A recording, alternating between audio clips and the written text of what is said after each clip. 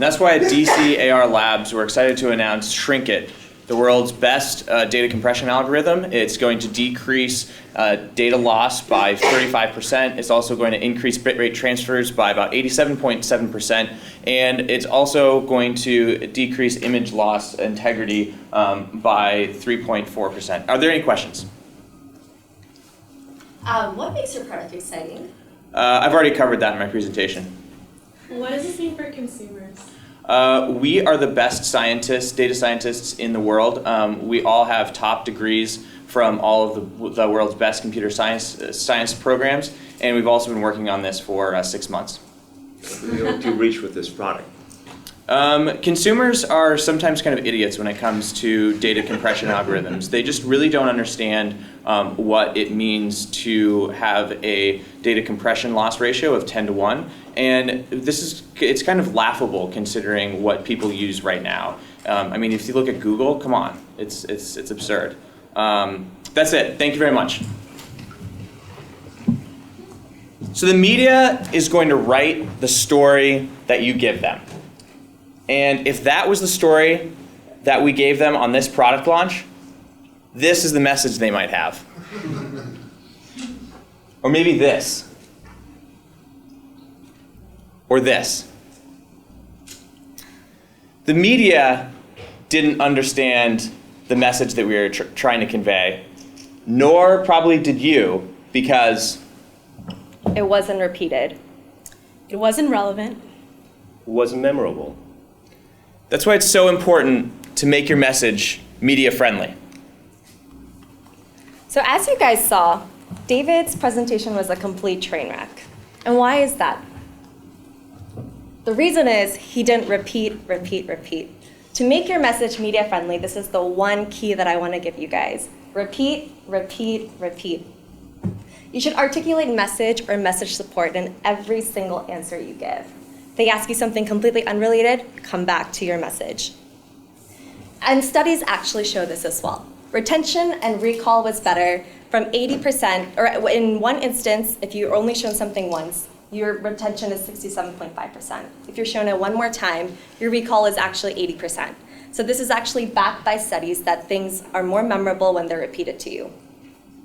So let's look at an example of repetition done wrong. As we know, our favorite politician, Sarah Palin, has had a few guffaws in the press. So let's look at this one. It isn't too big to fail. It's too big to succeed. It's too big to succeed so we can afford no retreads, or nothing will change with the same people and same policies that got us into the status quo. Another Latin word, status quo. And it stands for, man, the middle class, everyday Americans are really getting taken for a ride. What was she saying? I don't know. So as you can see, this woman garbled her entire message. She gave you multiple messages in quick succession, and we lost pretty much everything. Instead, what she could have done, and actually it probably felt like this to you. Instead, what she could have done is varied her answers. So the key to repeating successfully is to vary the format in which you repeat. So you can go through messages, stories, statistics, or sound bites. You have a bunch of tools at your disposal. So let's look at repetition done right. If you guys remember, Obama had this pivotal Yes We Can speech in which he urged voters to make this political movement to actually elect the first African American leader. She saw a nation conquer fear itself with a new deal, new jobs, a new sense of common purpose. Yes, we can. When the bombs fell on our harbor and tyranny threatened the world, she was there to witness a generation rise to greatness and a democracy was saved. Yes, we can. She was there for the buses in Montgomery, the hoses in Birmingham, a bridge in Selma, and a preacher from Atlanta who told the people that we shall overcome. Yes, we can. So many of you might be feeling goosebumps. I certainly do. So what was so impactful about this speech was, and you guys didn't watch the whole thing, but Obama started with the story of a 106-year-old woman And this woman had gone through many political issues in her life, and she'd seen many different changes. And each time he comes with a resounding, yes, we can. Americans can make this change. And what he ends up doing is actually galvanizing the audience to repeat this one slogan, yes, we can. And you hear this repetition throughout his speech, and by the end of it, all the media was saying this is the yes, we can speech. Americans can make a difference, yes, we can. So I leave you with one. Hopefully I've convinced you that it's important to repeat, repeat, repeat to make your message media friendly. Now, when you deliver your message, you're probably going to be center stage, spotlight, all eyes, and camera on you. And in this sense, it's really easy to think of your audience as your humble followers, and to think that I have a product that changed my life, so it's going to change yours too. Or that I have an idea that changed my business, so it's going to improve yours as well. But the reality is, whatever I have to offer does not matter if the audience is not receptive to any of it. And that's why we can't think too much of ourselves, but instead view the audience as king. The audience has the power to choose my idea over someone else's, or my product over a competitor's. And so to be an effective presenter, you need to treat the audience like the kings and queens that you all are. And it's pretty simple to do. It just takes 4 steps. Number 1, know your audience. Know the primary audience that came out today, as well as the secondary audience behind the screen. And after you do some information digging, second, impress your audience with that. Connect with them with what works, whether that's statistics or story, like Obama used. Whether that's a monologue or a video, like Alizae used. Or whether that's an upbeat tone or a very serious one. And using all of those methods, that can bring you to the third point, to nudge your audience in the right direction. Get them to like you. Show them what you can do for them. Show them how your product will make their lives easier or their businesses a lot better.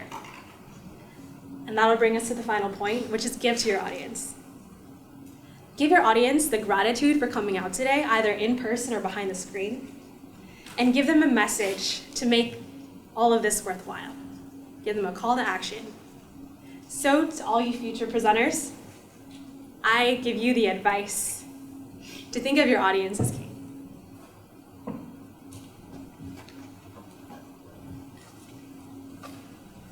So, what was David trying to do in his speech?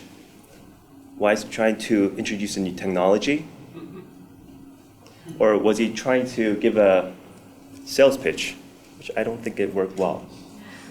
Or was it an array of achievements he made? To me, it sounded like a bunch of facts. To make your speech memorable, you need a key message. First, understand why you're delivering this speech. The goal could be call to action, education purpose, or you can advocate a certain policy. Second, based on your goal, prioritize the information you have in terms of relevancy. Also, explain why it matters. Add value and meaning to a personal level so the audience can resonate with you. Let's say I'm advocating for tax reduction. Instead of saying, America will save $100 billion per year, say, average family of 4 would save $2,000 per year through tax relief, and this will help your kid get a proper education.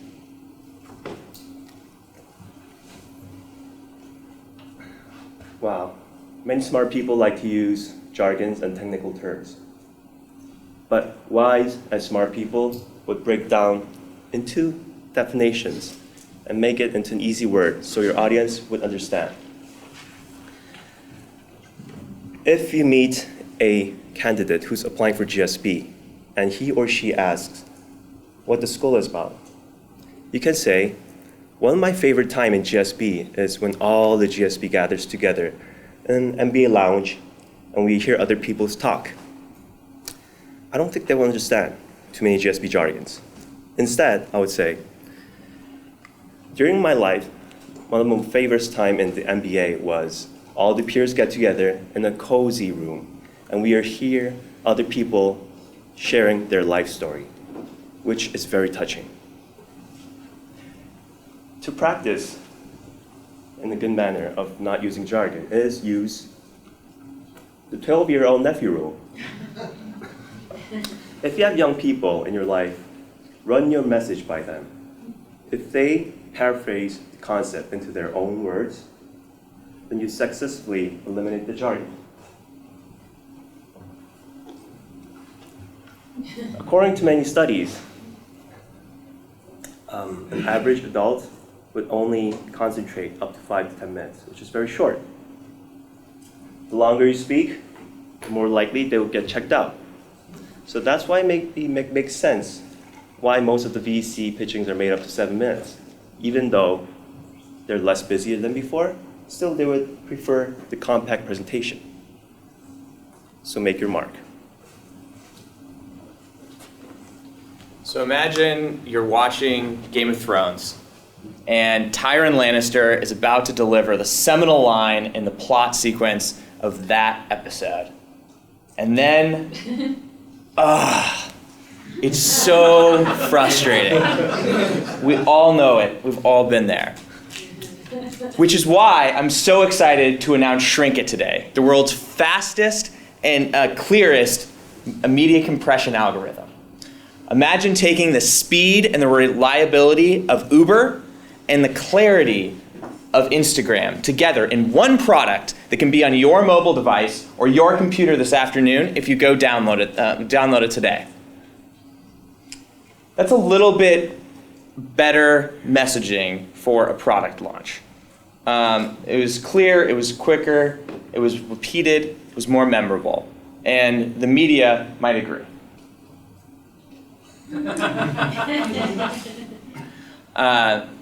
So when you're putting together your next product launch, or you're talking to the media in any way, we hope that you will remember to repeat it, to put your audience as king, and to make it memorable.